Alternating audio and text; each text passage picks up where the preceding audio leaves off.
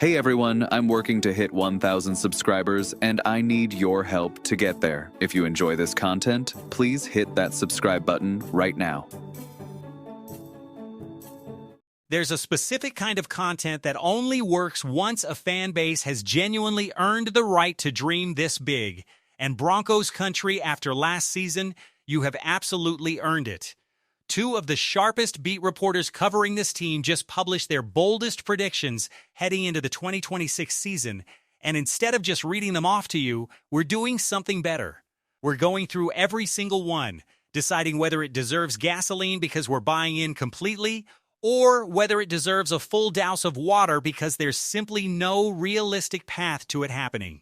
And then, because that apparently wasn't enough content for one video, we're adding our own 5 hot takes and one absolute scorcher to close things out. Let's get into it. Let's start with the first reporter's take, because his opening prediction is actually the most conservative one on this entire list, and it's worth pushing back on immediately.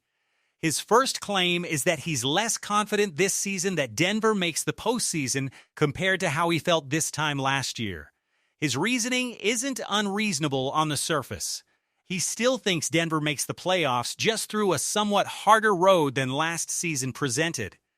But here's why that take deserves a full douse.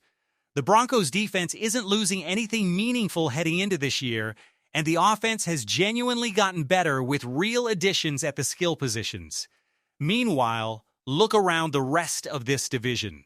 Kansas City appears to be in some level of regression after years at the top. The Chargers' new head coaching hire is already generating friction reports. The Raiders simply don't scare anyone heading into this season. When you actually stack Denver's roster and coaching continuity up against a division that looks softer, not tougher, there's no logical reason to feel less confident heading into 2026 than you did heading into last season. Doused, next prediction. This same reporter believes Ken Robinson is going to have a genuinely dominant breakout season, which is a call we can absolutely get behind given the young rusher's trajectory. But he takes it a step further, projecting Robinson to finish second on the entire team in sacks. That part deserves the water treatment. The math simply doesn't support it. Nick Bonito is coming off a career year with 14.5 sacks and has explicitly stated he's studying tape of Myles Garrett, Trey Hendrickson, and Micah Parsons specifically to figure out how to counter the double teams that started coming his way in the second half of last season. Zach Allen, fresh off his first career first-team All-Pro selection, has publicly and confidently declared that this Broncos defense is going to break the all-time single-season NFL sack record this year.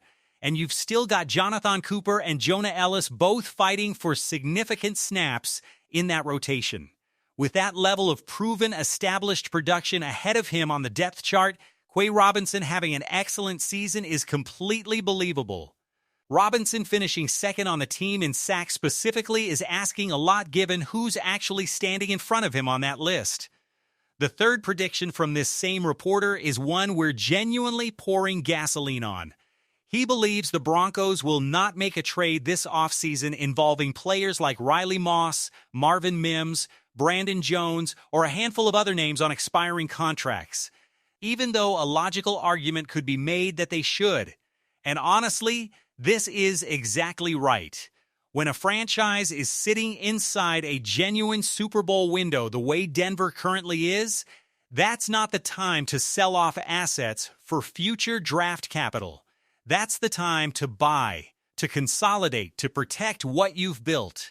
There's also a very real financial argument sitting underneath this specific situation with Riley Moss. If Denver simply holds on to him through the year and he walks in free agency next offseason and signs elsewhere for $18 million or more annually, the Broncos actually recoup a third-round compensatory pick for losing him. Trading him now for anything less than a first or second-round pick would genuinely be leaving value on the table. Gasoline poured. No trade happens. Now for the pass rush record prediction, and this one deserves real attention because it's not speculation, it's already backed up by the players themselves. Zach Allen has gone directly to reporters and stated, in his own words, that this Broncos defense fully expects to break the all-time NFL single-season sack record in 2026. Denver set franchise sack records in back-to-back seasons, climbing from 63 sacks in 2024 to 68 in 2025, coming agonizingly close to catching the legendary 1984 Chicago Bears all-time mark. And the pieces are genuinely still in place to make another run at it. Bonito is entering what should be a monster year. Allen himself was one of the most disruptive interior defenders in the league last season, leading the NFL in quarterback hits in back-to-back years according to Sports Illustrated's pass rush rankings. Add in a deep rotation featuring Jonah Ellis, Dondrea Tillman, and Quay Robinson all pushing for playing time, and the collective talent on this defensive front is undeniable. There is one legitimate complicating factor worth being straight about, though. Jonathan Cooper's situation remains genuinely uncertain following reports of a pair of arrests connected to a domestic violence incident, and there's real possibility of league discipline or an outright roster move away from him, which would remove real production from this equation. That's not a detail to gloss over. But even accounting for that uncertainty, the collective talent on this Denver defensive front remains loaded enough that the sack record chase stays alive. Moving to the second reporter's predictions, and his very first one deserves an immediate and full douse. He predicts the Broncos start the season 0-3, with head coach Sean Payton and offensive coordinator Davis Webb effectively wrestling over play-calling duties before eventually settling into some hybrid system that rides the offense to a top 10 finish by year's end. There's essentially zero realistic path to a winless start for this specific roster. And there's an even smaller chance that Sean Payton, a coach with genuine championship pedigree and total organizational trust in his staff, suddenly starts second-guessing an offensive coordinator he handed the keys to voluntarily. If Payton isn't 100% confident in Davis Webb's ability to run this offense, he simply doesn't hand over play-calling duties in the first place. That's not how Sean Payton operates. Doused completely.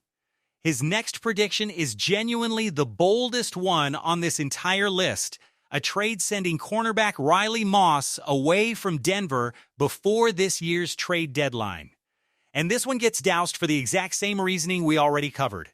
Unless an offer arrives that includes a first or second round draft pick, there's no financial or team-building logic that supports trading Moss away right now, especially with a compensatory pick already waiting on the other side if Denver simply lets his contract play out.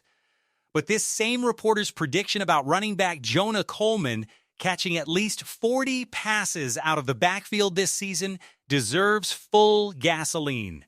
The reasoning behind it is genuinely sound.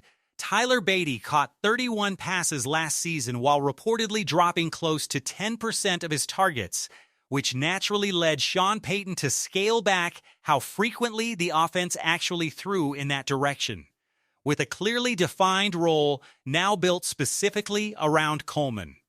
And reports suggesting former NFL running back Darren Sproles is stepping into an assistant coaching role focused on developing exactly this kind of receiving skill set out of the backfield. 40 catches is a completely realistic target for a player already flashing real pass blocking and route running ability. Gasoline poured. His prediction of 8 sacks for Quay Robinson gets the same treatment as the first reporter's version of this take, doused, for identical reasoning. Great season? Yes. Second on the team specifically, that's asking a lot given the sheer depth ahead of him. His prediction about Sean Payton bringing a veteran skill player out of semi-retirement to fill a specialized joker role gets doused too. Mostly on pure roster logistics.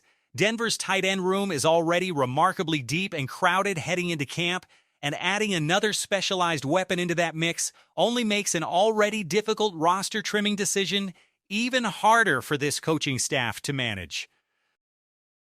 And finally, his prediction that Frank Crum scores at least 3 total offensive touchdowns this season, including playoffs, deserves gasoline.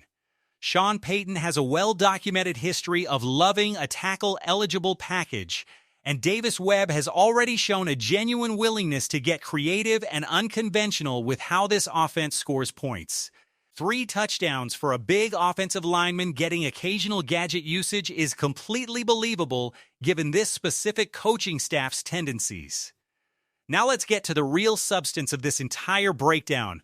5 hot takes of our own, capped off with 1 legitimate scorcher. First take, and this one directly contradicts the 0-3 start prediction from earlier. We believe Denver starts this season 3-0. Consider the matchups. You're facing a Patrick Mahomes coming off a genuinely debilitating injury in his return game. You've got Bo Nix, who spent this entire offseason being doubted publicly and privately in ways that would motivate any competitor, walking into that opener with a genuine chip on his shoulder. None of the opposing coordinators in these first 3 weeks have any real tape on Davis Webb's new offensive system to prepare against.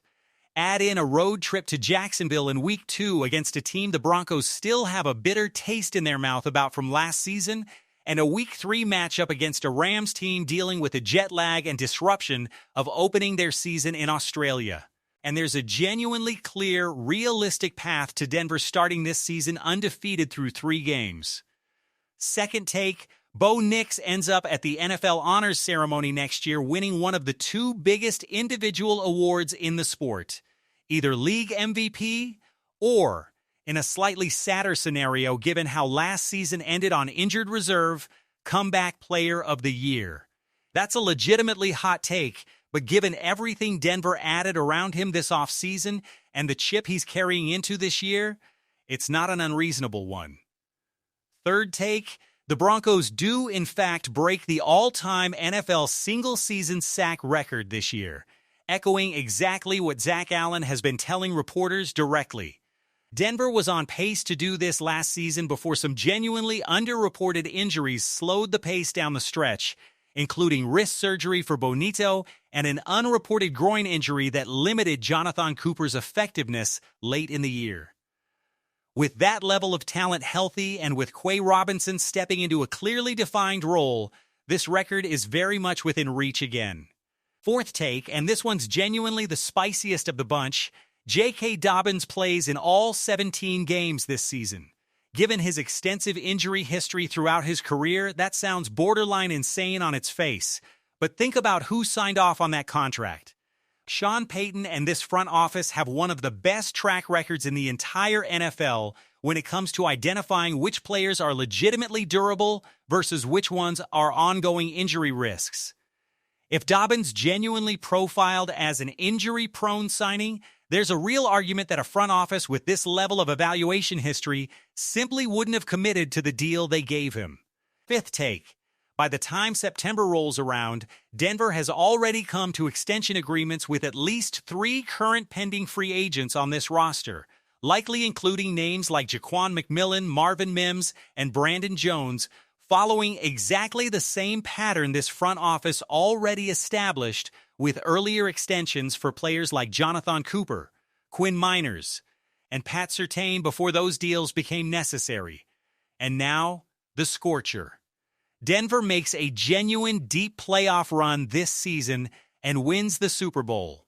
Sean Payton flirts publicly with the idea of retirement immediately afterward, but ultimately decides to come back for one more run, chasing back-to-back championships and the chance to build something that starts to look like a genuine dynasty in Denver.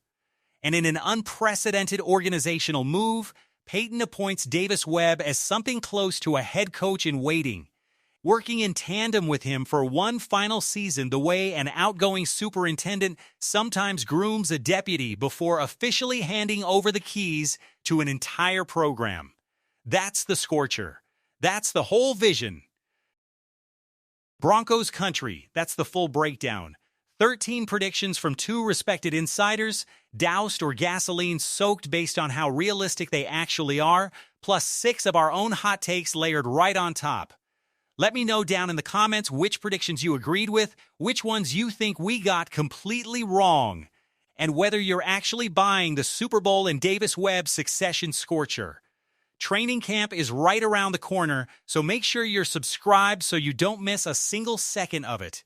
We've got a ton to believe in this year. Mile High salute, let's go.